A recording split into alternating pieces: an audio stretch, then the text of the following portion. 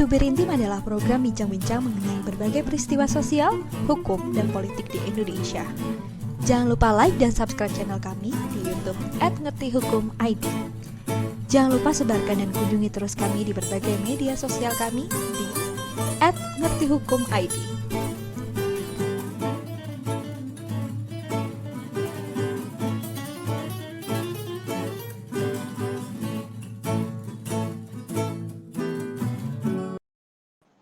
Halo, ketemu lagi dengan saya Anggara di program Tubir Intim. Untuk para pemirsa orang-orang baik di seluruh Indonesia, jangan pernah bosan untuk nonton Tubir Intim karena kita akan punya tema-tema yang menarik. Nah, kali ini saya mau bicara soal PNS, pegawai negeri sipil. Ini nggak ngomong soal kehebohan PNS di KPK ya, tapi saya mau ngomong PNS secara umum. Jadi kita nggak bicara soal KPK, tapi bicara soal PNS. Nah, bicara soal PNS, konon kabarnya PNS ini adalah profesi idaman banyak calon mertua. Nah, kenapa jadi profesi idaman? Mungkin ada banyak faktor. Bisa jadi karena faktor soal kestabilan, jaminan atas pekerjaan yang jauh lebih stabil, karena kalau di swasta kan ya kalau Anda nggak mencapai target, Anda lebih mudah untuk di PHK misalnya, tapi di PNS itu jalan yang jauh lebih sulit.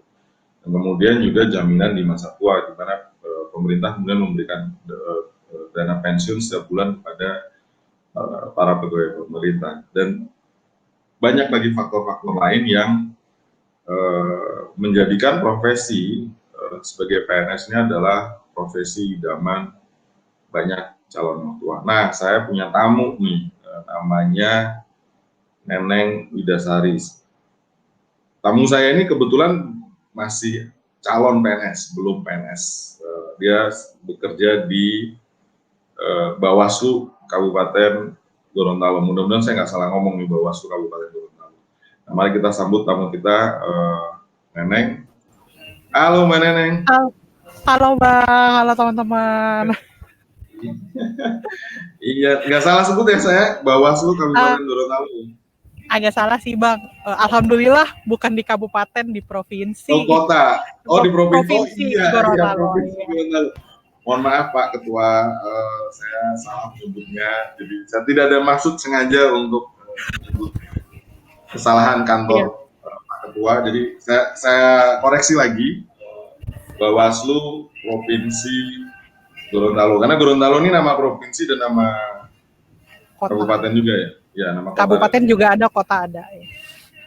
Ya ini yang jadi rumit nih. Kapan provinsi, kapan kota, kabupaten. Siap. Kadang-kadang saya suka bingung Mbak Neneng, ini orang-orang Indonesia nggak kreatif dulu bikin nama nih, kayak ada kota, kayak di Tangerang itu kan ada kota Tangerang, ada kabupaten Tangerang, ada kota Tangerang Selatan, tambahannya kayak selatan. Paling kreatif itu doang, kasih selatan, utara, timur, tengah. Mata angin aja udah. Gimana kabarnya Mbak Neneng? Gimana apanya nih? Kalau kabar alhamdulillah baik, sedang menikmati suasana Gorontalo lah. Iya. Nggak jauh beda sama Jakarta soalnya. Apa sih nggak jauh beda nih? Kalau nggak jauh beda panasnya. Kalau bising ya panasnya. Panasnya ya. Nah, Mbak Neneng, ini kan tadi kita saya ngobrol ke PNS ini profesi idaman lah buat banyak calon mertua. Dan Mbak Neneng ini kan dulunya kuliah ya di Fakultas Hukum ya, di Unpad. Nah, terus waktu di Fakultas Hukum tuh, waktu kuliah tuh memang udah pengen jadi PNS atau gimana sih? Enggak. Gue tuh waktu zaman kuliah, gue udah tahu hal-hal yang gue nggak mau. Tapi gue belum tahu nih Bang ceritanya apa sih yang gue mau, dan PNS tuh bukan salah satu yang gue mau, juga gue nggak mau gitu. Ketangkep gak ya? Jadi intinya adalah gue tuh nggak mau. Sebenarnya gue orang hukum tuh kan biasanya orang berpikiran kayak gue pengennya nanti jadi pengacara gitu lurus, atau gue kalau pengacara kan duitnya banyak apa segala macam. Nah gue tuh entah kenapa gue nggak tertarik dengan profesi pengacara atau misalkan jadi aparat penegak hukum gitu, jadi jaksa Jaksa, atau hakim, hakim. advokat. Karena memang semasa kuliah lingkungan di sekitar gue tuh lebih banyak sebenarnya berkaitan sama NGO dan sebagainya gitu. Jadi sebenarnya gue lebih tertarik ke arah sana gitu, masuk ke NGO atau apa, karena kayaknya kerjanya enak gitu bang. Oh kerjanya kayaknya santai, duitnya juga banyak lah pasti gitu kan, kerja di NGO gitu. Terus kan apa yang dipikiran tuh kalau NGO juga kerjanya enak, bisa dari mana aja, nggak mesti harus duduk di kantor lama apa segala macam. Jadi dulu pengennya ya ke arah-arah sana gitu, bukan jadi PNS, bukan jadi aparat penegak hukum, bukan itu sih. Ya, jadi nggak Gitu. kebayang waktu kuliah itu Belum mau jadi, sama sekali. tapi kebayangnya justru bekerja di organisasi non pemerintah.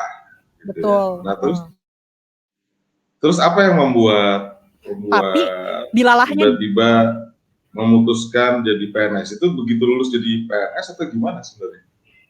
enggak. Ini dilalahnya nih ya, gue kan memutuskan kerja tadi gitu di instansi non pemerintah, tapi dilalahnya adalah gue tuh nyoba daftar di BUMN, wah gagal gue, bahkan sampai ada sesi wawancara yang wawancara 2 orang, yang dicari 2 orang, tapi gue nggak keterima di situ, salah satu BUMN. Ya nggak usah kita sebut lah namanya. Nggak sebut, ada momen itu. Ya itu gitu, maksudnya lucunya adalah setelah itu justru ada instansi pemerintah yang mau menerima gue. Jadi gue nggak mau masuk ke instansi pemerintah, tapi ada instansi pemerintah yang mau menerima gue.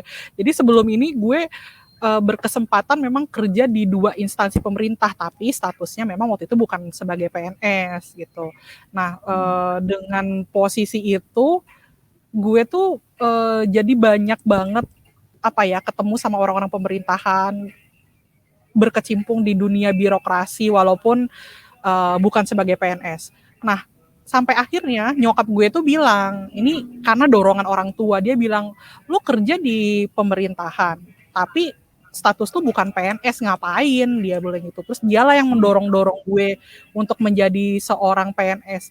Karena buat gue bilang ke nyokap gue tuh nggak berniat menjadi PNS, karena untuk menjadi PNS itu lo harus melewati tahap ujian. Setelah lo melewati ujian itu, pas jadi PNS tuh lo harus ngurusin berbagai macam administrasi yang kayaknya gue gimana ya, harus ngumpulin segala macam hal lah gitu, yang sifatnya tuh benar-benar ya ini untuk menunjang karir lo sih gitu di PNS, karena kan ada jenjang jabatan, jenjang karir, dan lo harus bisa mengelola itulah dengan baik gitu. Itu yang gue tuh udah langsung kepikir, kayaknya ribet banget gitu jadi hidup jadi PNS gitu. Lu harus kerja, lu harus mikirin administrasi yang numpuk gitu. Tapi akhirnya jadi juga ya? Iya, akhirnya jadi. Oh, ini nggak sekali jadi gue, Bang. Oh, nggak sekali jadi? Nggak sekali jadi. Gue tuh berapa kali tuh? Gue ikut dulu tuh tes CPNS di, boleh sebutin kementerian. Gue ikut di Kementerian Hukum dan HAM. Gue ikut di Kementerian Hukum dan HAM itu tahun 2017-2018 gue gagal. Terus gue ikut di Bappenas, gue gagal juga. Terus gue ikut di Kementerian Keuangan, itu gue gagal juga. Sampai akhirnya sekarang ya ada yang mau menerima gue. Alhamdulillah gue lolos setelah melewati ujian-ujian. Jadi nyoba tesnya 3 kali berarti ya? 3 kali, ini yang keempat kali baru berhasil. Oh, pertama Kumham, terus Kumham lagi. Terus ya Kumham, Bappenas, sama Kementerian Keuangan. Kementerian Keuangan. Oke, ini yang keempat berarti ya. Jadi perlu percobaan 4 kali. Tapi by the way, susah nggak sih? Susah nggak sih tesnya? Kalau dibilang susah, orang-orang tuh kan orang-orang melihat susahnya itu di tes TWK ya, tes yang wawasan kebangsaan yang sekarang jadi polemik di ya jadi polemik lah perbincangan tes TWK itu. Alhamdulillah di semua keempat tes itu gue TWK gue lolos. Jadi kalau yang istilahnya kan ada tes kompetensi dasar ya. Kompetensi dasar tuh isinya ada TWK. Pertanyaannya ada berapa jenis tes? Oh, tesnya tergantung kementeriannya nih Bang. Waktu sebenarnya yang paling pertama itu yang harus lo lewatin adalah tes kompetensi dasar. Habis tes kompetensi dasar, lo masuk tes kompetensi bidang. Kayak gue anak hukum, gue harus lolos bidang hukumnya gitu. Sesuai dengan jabatan yang mau gue ikuti. Dan TKP gitu ya. Nah, terus selain itu biasanya masing-masing kementerian punya tes khususnya. Misalnya di Kementerian Keuangan karena waktu itu gue mendaftar sebagai penyidik ada tes fisik Bang. Nah itu terus misalkan di Bappenas ada tes potensi akademik gitu. Terus ada lagi nanti tes yang sifatnya psikotes. Jadi ada banyak Bang itu lewatin semua tes-tes itu. Kalau TWK ini ada di mana? Nah TWK adanya dia di dasar. Tes kompetensi dasar, ada TWK, tes masuk di situ. Tesnya kompetensi dasar tuh TWK, wawasan kebangsaan, intelijensia umum, sama satu lagi ada semacam kayak tes kepribadian. Maksudnya pribadian ramah gitu atau gimana? Ya, gue juga kurang paham sih soal itu. Tapi berapa lama sih tes kayak gitu? Peluang berapa lama? Sebulan? Prosesnya kalau boleh dihitung agak cukup lama ya Bang, dari satu tes ke tes, dari tes kompetensi dasar ke kompetensi bidang itu bahkan lebih dari 3 bulan tesnya. Jadi sampai dengan lu lulus dinyatakan lu lulus, selamat ya, lu menjadi calon pegawai negeri sipil itu setahun. Setahun prosesnya. Iya.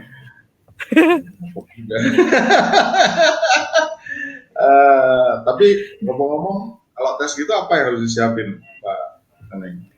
Harus siapin apa nih? Kalau belajar apa sih sebenarnya? Apa yang harus, buku apa rekomendasi Mbak Neneng untuk dibaca untuk tes itu? Kalau tes kompetensi, tes yang dasar ya, kita nggak ngomong yang dasar. Kalau yang dasar tuh gue apa ya? Kalau ditanya buku, nggak ada buku yang gue baca. Yang gue baca bukan buku tapi undang-undang dasar. Undang-undang dasar. Banyakin nonton YouTube yang mereka ngeposting tips and tips, pokoknya tips mengerjakan soal-soal CPNS. Itu ada ya? Ya, tapi alhamdulillah ada, itu banyak banget yang posting teman-teman itu. Ada dosen yang posting, guru, orang-orang yang udah lulus PNS, mereka posting banyak banget. Soal apa? Bedah soal ya, kalau di YouTube lah, di searching itu ada. Coba kalau kita ini ya di YouTube ya. Nah. Iya, di YouTube. Kan lo sering ini juga pasti buka YouTube, ntar deh kapan-kapan. Tapi nggak pernah lihatnya kayak gitu. Kenapa? Karena lo nggak pernah minat jadi PNS ya? Jadi nggak pernah buka. Dulu ya, ini ngomongin dulu ya, bukan sekarang ya. Maksudnya kalau dulu ya dulu belum ada sih. Maksudnya YouTube itu belum happening gitu. Maksudnya ya apa? Bang, tapi sebelumnya tapi lu pernah nggak sih Bang? Gue yang nanya nggak apa-apa nih Bang. Ya? Iya itu benar. Itu yang kayak gitu-gitu tuh, ya kan? Banyak ya. Iya banyak. Ada tim mengerjakan soal aritmetika CPNS. Betul. Ternyata model soal analitis ya, tinggal belajar ya. Nah, iya. Yang paling sering gue lakukan itu latihan soal Bang, dari situ. Sama untungnya kalau zaman sekarang itu BKN itu mereka buka website CAT BKN itu, mereka semacam ada simulasi tes gitu. Jadi lo di situ bisa belajar tuh, oh ini soal-soal yang dibikin sama BKN, terus kita bisa simulasi lah ngerjain soalnya dari situ. Nah itu gue lebih banyak ada simulasinya ya. Betul, gue lebih banyak belajar dari situ gitu. Selama ya mengikuti proses PNS ini. Terus setelah keterima gimana? Keluarga, pandangan keluarga gimana? Gimana? Happy banget Setelah ada syukuran gitu 3 hari 3 malam atau gimana? nyokap gue kayak jujur gue Iya. jujur gue karena ya tadi kayak yang gue bilang, gue sebenarnya nggak begitu nggak begitu ingin menjadi seorang PNS. Gue udah punya kayak gue sebenarnya gue sudah menemukan tempat gue mungkin ya gue nggak mesti jadi PNS tapi gue bisa berkontribusi di instansi pemerintah gitu. Terus gue nggak mesti terikat dan sebagainya. Jadi gue biasa aja. Yang super happy itu adalah nyokap gue, dan mungkin itulah gambaran para ibu ya yang anaknya keterima jadi PNS, dan mungkin juga itu yang bikin kayaknya bangga banget sih gue jadi PNS gitu. Ya Walaupun iyalah, gue kayak ada berapa ribu. ya, dan itu mungkin itu juga yang satu kebanggaan nyokap gue ya kali. Oh kan kalau PNS yang daftar, soalnya nih emang orang-orang tuh sering mencaci banget, ih PNS apaan sih, ih apa sih. Tapi giliran pembukaan lowongan PNS gitu, orang-orang beribu-ribu orang yang daftar kayaknya. Iya. Gitu kan, dari yang baru lulus sampai yang udah profesional kayaknya pada daftar PNS. Lo nggak ada minat daftar Bang? Gue Iya. pernah daftar dulu waktu jedanya sih dari baru lulus ya. Gue lulus kan 2002 ya. Itu paling dalam periode 6-7 tahun tuh gue pernah daftar. Oh, sama kayak gue memutuskan untuk akhirnya gue ikuti kemauan orang tua daftar PNS ya itu setelah 5-6 tahun berkecimpung dulu. Enggak, maksudnya ya kan aku lulus 2002 ya, dan sejak 2001 itu sebenarnya gue udah kerja. Terus sampai kira-kira kalau 2002 dihitung mungkin sampai 2007 itu gue 3 kali daftar CPNS. Pernah daftar, tapi memang hanya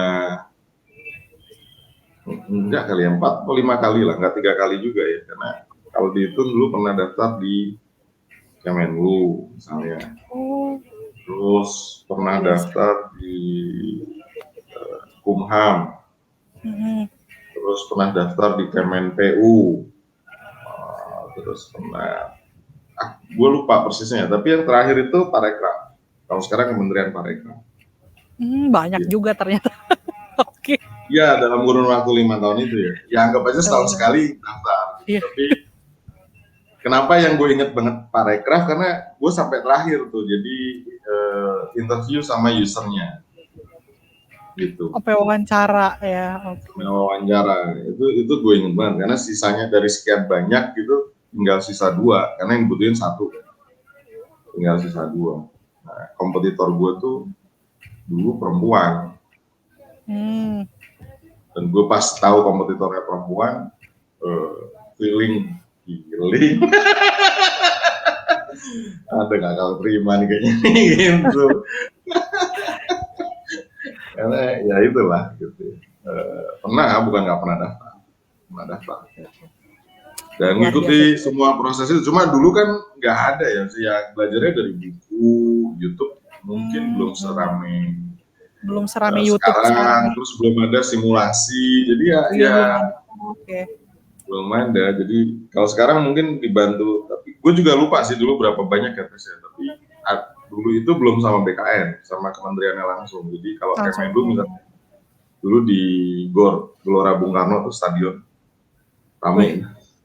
Jadi kalau kayaknya gue pernah ini deh, kebayang deh, maksudnya situasinya, semua orang berkumpul di Gelora Bung Karno buat daftar ini. Kalau sekarang kan semua daftar online tes, kecuali pas tesnya doang ya. Daftarnya nggak online, daftarnya nggak harus ke sana, tapi dulu tesnya. Harus ke sana. Tesnya. Nggak, jadi kita kirim dokumen aja, kirim surat, ada ini segala macam dilengkapi. Nggak online dulu mah, online. Dulu lagunya doang ada online. Daftar mah. Belum. Tapi menurut gue sih harusnya nggak semua online ya, harusnya tetap dibuka daftar. Jadi semua jenis pendaftaran itu harus dibuka, mengingat nggak semua daerah Indonesia terakses internet. Hanya membuka betul. online itu berarti menyisihkan orang lain yang nggak punya akses internet. Padahal kesalahan, bukan kesalahan orang itu kan nggak punya akses internet kan. Tapi memang harusnya negara menyediakan itu ke. Tapi kalau pertanyaannya pernah dasar, pernah 5 kali lah. Yang inget banget itu yang pertama itu karena Kemenlu kan sebagai anak yang latar belakangnya hukum internasional pengen kan jadi diplomat. Iya. Tapi yang teringat pertama itu yang terakhir Pak Rekrah kita. Kok jadi lu sih wawancarin gue kan gue. Maaf ya. Apa? Nah, nyokap seneng. Ada syukuran nggak 3 hari 3 malam? Seneng banget. Enggak 3 hari 3 malam banget, tapi ada syukuran nih guys. Oh, ada. Dia ada mengadakan syukuran bersama tetangga-tetangga di sekitar rumah lah bang. Ada itu. Ya, oke Gue lah. tuh gue sampai malu sendiri kayak gue pas ke rumah terus kayak tetangga gue tuh nyelamatin gue semua gitu. Ketemu siapa? Neneng selamat ya katanya keterima ini. Neneng selamat ya. Wah sekampung tahu nih kayaknya gitu. Cuman Jadi itu ya udahlah. paradoks ya. Jadi semua orang kayaknya bangga kalau ada orang terima jadi PNS. Itu Iya. satu hal yang positif. Tapi di sisi lain ada banyak stigma. Neng, kalau PNS Stigma. itu stigmanya urusan sama birokrasi itu lelet. Nggak pinter. Yang apa stigma yang lainnya adalah kerjaannya cuma ngabisin anggaran gitu, rapat-rapat segala macam di luar kota. Banyak stigma gitulah. Sampai lu pernah tahu nggak bahkan ada akun Twitter, sebentar ya, gue tunjukin.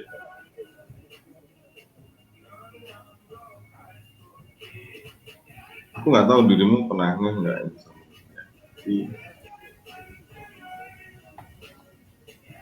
Nah, ada akun Twitter ini nih, namanya PNS Ababil. Oh ini sejujurnya gue follow juga sih. Aku lucu, baru lucu follow. Gue juga sih. baru. Dan teman-teman gue juga ada bang ikut follow dia. Oh ya. Ya, aku nggak tahu ini benar atau enggak, tapi ada ekspektasi dan kemudian ada realita yang kemudian diungkapkan di akun ini. Tapi sebenarnya segitunya enggak sih, Neng, kalau boleh tahu? Segitunya tuh, ya stigma kalau itu benar nggak sih? Stigma bahwa kalau pengalaman Neng. Kalau aku sih orang bilang PNS itu kerjanya ya tadi gitu kayak yang lo sebutin gitu, kok orang jadi PNS kerjanya enak banget ya santai, padahal lo ngasih pelayanan publik tapi kok lo lama banget sih lelet gitu-gitu. Menurut gue enggak sih bang, maksud gue kayak gue tuh di dua tempat sebelumnya ya, gue memang bukan berstatus PNS nih, tapi gue melihat teman-teman gue yang PNS itu ketika mereka dihadapkan sebagai pelayan publik, mereka cepet gitu kerjanya gitu. Terus kalau misalkan dan kerja yang nggak langsung berkaitan dengan masyarakat pun kayak misalnya kita harus bikin ini nih, ada isu apa, kita harus menyelesaikan isu ini, ayo cepat bikin kajian, ya itu bergeraknya juga cepet kok gitu. Nggak ya gue nggak tahu ya, mungkin ada memang oknum ya yang kayak gitu, cuman gue melihat sih kalau teman-teman gue yang muda-muda yang masih semangat, mereka maksudnya nggak ada tuh yang ya tadi gitu kerja seadanya apa segala macam. Ya itu lagi-lagi memang mungkin stigma yang udah terbentuk karena oknum aja kayaknya bang, nggak semuanya kayak gitu. Orang gue juga stigmanya mungkin dulu benar, tapi pemerintah kan juga berupaya melakukan reformasi. Udah merubah ya, mungkin bisa jadi itu.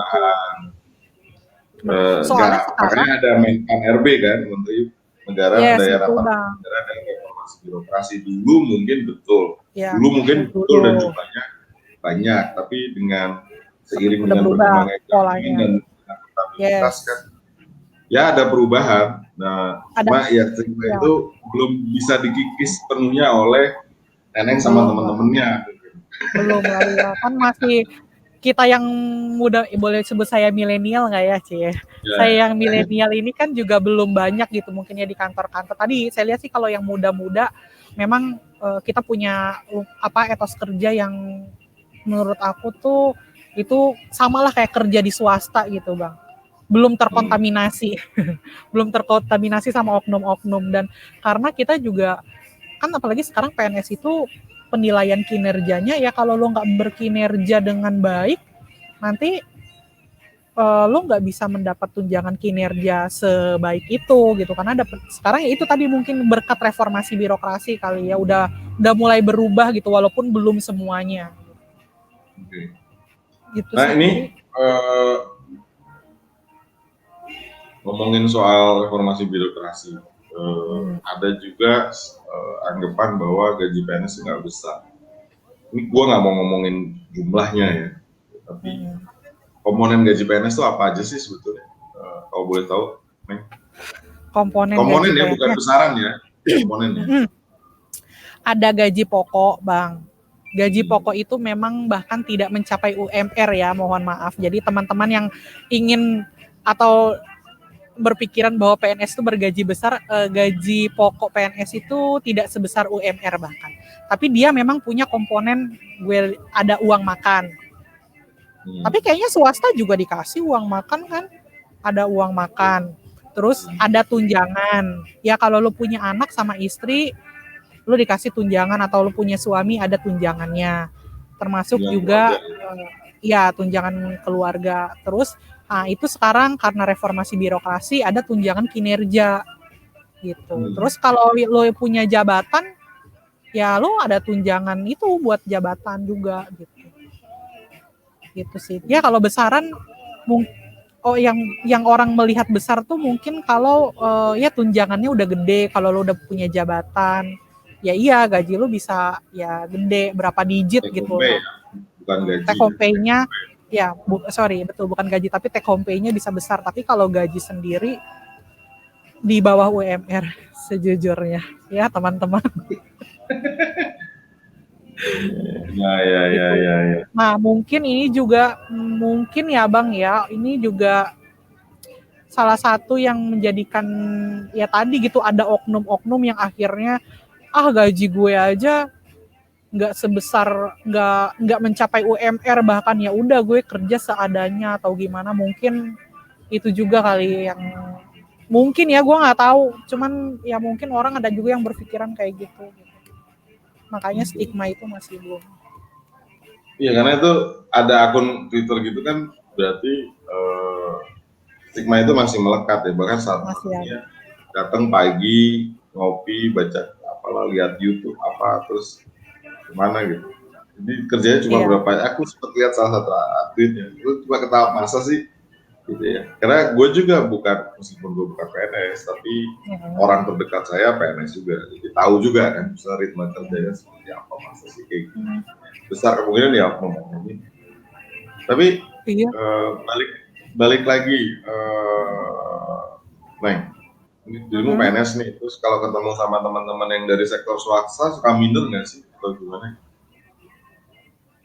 Kalau minder gue nggak ada minder sama sekali Bang, karena buat gue setelah gue ada di sini ya semua pekerjaan sama lah.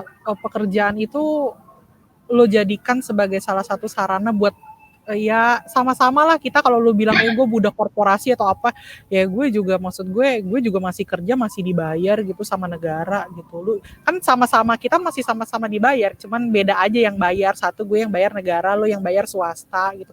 Tapi enggak sih, gue nggak pernah minder sama sekali sama teman-teman gue kayak atau gue merasa lebih tinggi karena gue PNS atau apa, nggak ada itu kayak gitu. Ya biasa aja, main biasa ya. Iya, main biasa aja. Tinggal lihat tempat main sama isi kantong. Itu yang kadang agak gimana ya, kalau yang ketemu teman-teman yang swasta kan, misalkan kita ketemu yuk di mall ini apa segala macam. Gue lagi agak mikir juga tuh, mall ini oke, nanti gue kesana jajannya es teh manis aja deh gitu.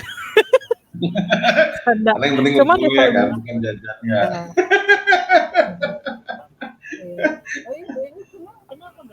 ini sih ngomong-ngomong soal PNS kan salah satu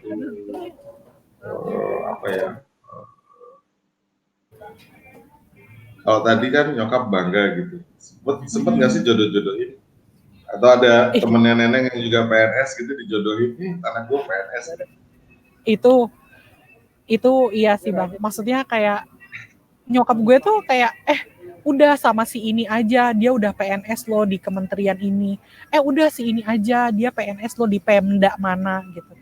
Itu tuh kayak PNS tuh buat gue kayaknya bukan cuma nyokap gue sih bang, nyokap mungkin orang tua teman-teman yang lain juga sama kayak mikir ya tadi gitu, karena PNS itu kan pekerjaan yang super stabil, masa tua lo terjamin, lo akan bisa hidup dalam kondisi apapun negara ini gitu. Kayak misalkan kondisi pandemi gini aja jujur kayak itu berdampak ke abang dan adik gue, tapi alhamdulillah ke gue ya enggak gitu, gue bisa survive gitu. Karena jadi ya itu tadi nyokap gue makanya selalu bilang udahlah cari suami yang kerjanya PNS aja gitu. Jadi kayak nyokap gue tuh selalu mendorong ayo tuh si itu PNS gitu. Itu gue juga kayak emang. Nah, jadi kalau advokat gak laku dong ya. Mohon maaf. Gitu, nggak tahu ya ini. Tapi serius ya bang. Gue tuh nonton film Korea nih ya, Move to Heaven. Itu di situ ada satu scene di mana si anak cewek ini tuh sering pergi keluar. Orang tuanya tuh ngambek sampai akhirnya si anak itu bilang, aku tuh lagi mempersiapkan ujian PNS. Oh dia orang tuanya langsung, oh kamu mau pergi keluar. Jadi kayaknya mindset PNS itu bukan cuma di Indonesia doang deh. Iya, di mana-mana itu kayaknya. Jadi kalau kita jadi PNS itu udah pasti jadi idaman gitu. Gitu ya. Iya. Iya. Ya bisa jadi sih, kayak juga. Tapi apa yang pengalaman nggak enak ya? Tadi kan ceritanya pengalaman ini ada pengalaman nggak enak nggak sih? Kecuali soal di luar soal gaji. Ya, ya gaji pokoknya BUMN. Jadi soal nggak enak nih, nggak enak pertama gue adalah gue daftar di salah satu lembaga yang ternyata dia penempatan sampai tingkat ke daerah lah bang, ada kabupaten, kota, provinsi. Alhamdulillah sih gue masih ditempatin di provinsi gitu. Nah pas gue akhirnya harus dari rumah gitu, terus dari rumah gue ditempatkan jauh. Gue tuh orang Tasik Malaya. Rumah nyokap gue ada di Tangerang dan gue udah ya besar banyak di Tangerang lah gitu. Terus tiba-tiba gue penempatan di Gorontalo, lo bayangin dong. Ketika lo harus pergi merantau sangat jauh gitu di posisi yang ya di tempat rantauan ini gue nggak tahu siapa Gak ada saudara. Nggak ada saudara, terus ya lu harus memulai kehidupan baru di tempat rantauan ini. Itu salah satu yang kalau bisa gue bilang agak nyesek juga sih, agak bikin nyesek juga. Belum lagi kan itu kontrak kan, bersedia ditempatkan di mana saja. Betul, bersedia ditempatkan di mana aja. Lu harus sudah tahu itu ya, teman-teman harus sudah tahu konsekuensi ketika bersedia ditempatkan di mana aja. Terus lu ada di sana, ya lu hanya bisa menerima keadaan. Nah itu gimana cara ngatasinya, Neng? Boleh tahu nggak? Cara mengatasinya, untungnya sebelum gue ditempatkan sudah ada senior gue yang lebih dulu ditempatkan di sini. Jadi gue sering banyak komunikasi sama mereka sih bang. Jadi lebih ke berbagi rasa sih ya, berbagi rasa. Terus sebelum pergi ke Gorontalo, apa pas sudah di Gorontalo? Sesudah di Gorontalo ya gue lebih banyak. Jadi kalau ada apa-apa segala macam, akhirnya ada teman-teman yang bisa support gitu, teman-teman yang bisa bantu gue kalau ada apa-apa gitu. Terus di rumah juga pas sebelum gimana tuh? Pas sebelum karena bayangnya apa tuh? Gue pasti di mana ya, kantornya di mana ya? Yes. Coba lu bayangin. Gue nggak ada bayangan tuh. Aduh, gue harus ke Gorontalo, terus gue ngekos, gue nggak tahu ngekos di mana, gue belum ada sama sekali gitu, dan kan gue belum kenal sama senior yang ada di sini juga kan posisinya waktu itu. Terus gue tuh jadi kayak memikirkan, wah gue harus spend berapa banyak nih di Gorontalo, terus gue kayak wah gue buat sehari-hari di sana nanti gimana nih gitu. Untungnya sih kayak untungnya ternyata kehidupan Gorontalo tidak semahal kehidupan yang ada di Jakarta gitu ya Bang. Untungnya itu keuntungan yang pertama. Cuman waktu pas gue pertama kali banget pindah ke sini, ya itu ternyata teman-teman nggak semudah kayak oke, gue pindah, gue ditempatkan di Gorontalo, terus ya udah gue mulai enggak, tapi ternyata ada banyak hal yang harus dipikirkan sih. Jadi lu harus memikirkan tadi kosan apa segala macam, terus kehidupan lo di sini. Nah, sebelum gue benar-benar sampai di sini, bahkan gue tuh menyempatkan waktu, ya gue mudik dulu ke kampung halaman gue di Tasik, dan ya gue bercengkrama dengan keluarga gue, doain gue ya gitu supaya ya gue bisa survive lah di tempat penempatan nanti gitu sih. Terus bentar, gue tanya nih, ini kan dari lu doa ya. Ini orang tua PNS juga nggak sih, Neng? Almarhum ayah iya PNS. Di? Kalau boleh tahu? Di Pemda. Oh, di Pemda. Jadi tetap di situ aja ya? Di Pemda, di Tangerang. Iya. Karena by the way di sini udah ini Bang, udah maghrib, jadi ada suara background, suara azan ya. Nanti kita, gue sebenarnya banyak tertarik nih, Neng, mau bicara lebih banyak. Gimana? Gue tuh juga, kalau orang tua aku PNS ya, tapi dia di Kementerian Keuangan, jadi tiap 3 tahun dia pindah. Jadi pindah itu bukan sesuatu yang menakutkan buat gue. Tapi buat orang yang latar belakangnya orang tuanya PNS Pemda, dari kecil sampai besar ada di situ frightening kan, sampai harus balik ke kampung, terus minta doa. Tuh menurut gue tuh agak-agak ya mungkin itu tadi karena PNS Pemda, jadi nggak sehari-hari nggak gimana. Iya. Terus pas di Gorontalo, what you do? Turun dari pesawat kemana dulu? Turun dari pesawat, gue ditampung di rumah atasan gue, karena tadi gue belum menemukan kos-kosan.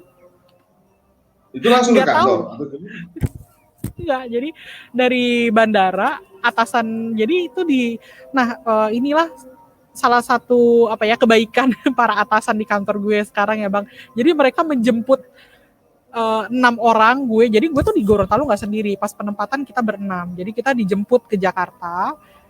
Ada serah terima dari pusat ke tadi yang ada di provinsi di Jakarta. Terus dari Jakarta kita bareng ke Gorontalo. Walaupun di Gorontalo ya gue belum ada tempat tinggal apa segala macam. Jadi atasan-atasan itu kayak ya udah sementara di rumah dulu gitu. Jadi gue tidur tuh di rumah atasan gue semalam. Besoknya hari Minggu gue keliling nyari kosan. Ya udahlah gitu, ketemu seadanya. Terus pindah hari Senin mulai kerja gitu. Tapi gue ini masih dibilang beruntung ya Bang. Karena ada teman-teman bahkan yang mungkin penempatannya di kabupaten kota itu mereka nggak ada yang jemput loh. Jadi mereka pergi sendiri. Oke, kita ketemu di tempat ini ya, di kabupaten mana misalkan. Nah itu lu sendiri gimana caranya tuh lu harus bisa menemukan moda transportasi ke tempat itu agak sedih juga sih dengarnya. Ya, mungkin kalau sekarang jauh lebih akses internet. Beruntungnya ada akses internet. Tapi enggak juga Bang, ada yang temen gue di salah satu di pedalaman Kalimantan sana, ya dia agak kesusahan juga itu cari yang belum ada Gojek apa segala macam. Ya mungkin dia tahu harus naik bus ini atau apa segala macam, cuman ya agak kesusahan juga sih dia. Ya gitu. Ya, oke lah. Ini menarik nih dunia PNS sebetulnya, karena gue meskipun di swasta ya, tapi hidup gue tuh juga dikelilingi sama PNS sebetulnya kan. Mertua juga PNS, orang istriku juga PNS, jadi meskipun gue swasta, tapi hidup gue dikelilingi oleh dunia PNS, jadi gue selalu punya ketertarikan, walaupun kalau ditanya sekarang sih gue nggak tertarik banget. Entah ya kalau jadi dirjen gitu ya beda lagi. Kalau itu beda. Kalau udah bisa aja kan jadi wakil menteri kan sekarang Bisa Kan Bang bukan jadi wakil PNS kalau menteri, di menteri. jabatan politik. Iya. Itu bukan PNS, itu jabatan politik. Tapi anyway, terima kasih banget Neng udah menyempatkan ngobrol dan juga membongkar mitos di PNS termasuk cerita-cerita ya. Tadi kan nggak banyak orang tahu, gue rasa bahwa prosesnya tuh setahun gitu, proses dari daftar sampai terima bisa setahun. Dan aku nggak tahu ya apakah ada hitungan statistik gitu ya. Rata-rata orang yang jadi PNS tuh perlu berapa kali tes. Belum ada yang ngitung kan secara statistik tuh perlu berapa kali tes gitu. Tadi Neneng cerita perlu 4 kali tes sebelum jadi PNS tuh. Jadi ini patokan ya mungkin perlu lebih dari 1 umumnya ya, walaupun pasti ada yang extraordinary yang Ada begitu ya, tes sekali coba ya, langsung. langsung terima tuh ya ada gitu. Tapi secara umum ada banyak kejadian-kejadian. Makasih banget Neng sudah berbagi di Berinte. Dan informasinya mudah-mudahan berguna juga buat teman-teman lain ya, teman kita, orang-orang baik di seluruh Indonesia ini yang mau mengabdi untuk negara dan juga berbuat baik untuk negara dan masyarakat dengan menjadi pegawai negeri sipil despite dari stigma yang muncul. Berarti cuekin aja ya, yang penting kita kerja benar, kerja secara profesional dan mengabdi untuk kepentingan negara dan bangsa, kan itu yang penting. Terima kasih banget Neng buat cerita-ceritanya. Tetap jaga kesehatan karena kita masih dalam situasi pandemi dan situasi krisis. Jadi kesehatan fisik, kesehatan mental juga penting buat dijaga. Terima kasih. Sampai ketemu lagi Neng di, mudah-mudahan kalau ada topik-topik menarik soal PNS lagi nanti kita ngobrol-ngobrol lagi. Boleh. Terima kasih. Sama-sama. Hati-hati Bang.